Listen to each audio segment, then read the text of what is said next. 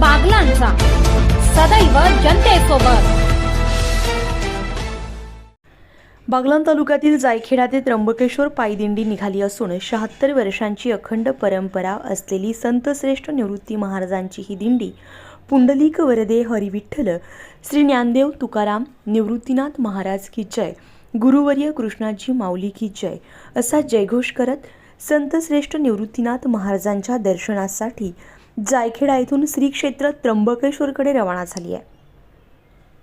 वैकुंठवासी हरिभक्तपरायण कृष्णाजी माऊली जायखेडकर यांनी 70 वर्षांपूर्वी ही पायदिंडी संतश्रेष्ठ निवृत्तीनाथ महाराज यात्रेनिमित्तानं जायखेडा ते त्र्यंबकेश्वर अशी सुरू केली होती।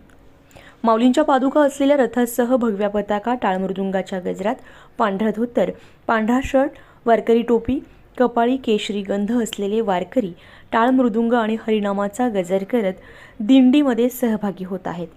भाविकांसाठी ठिकठिकाणी जेवण आणि मुक्कामाची सोय करण्यात आली आहे।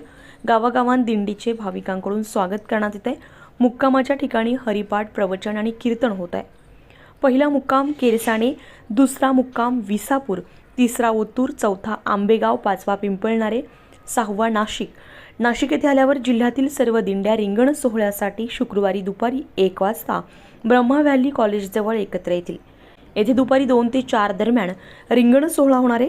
त्याच दिवशी निर्मल आखाडा श्री क्षेत्र त्र्यंबकेश्वर सायंकाळी 6 ते 7 वाजता हरिभक्तपरायण तुकारामजी बाबा जेठसकर यांचं कीर्तन होईल। दिनांक 25 रोजी त्र्यंबकेश्वर नगर प्रदक्षिणा होणार आहे। सायंकाळी 5 ते 6 हरिपाठ आणि रात्री 6 ते 8 लक्ष्मण महाराज कोकाटे यांच्या कीर्तनानंतर दिंडी त्र्यंबकेश्वरला नतमस्तक होण्यासाठी रवाना होईल।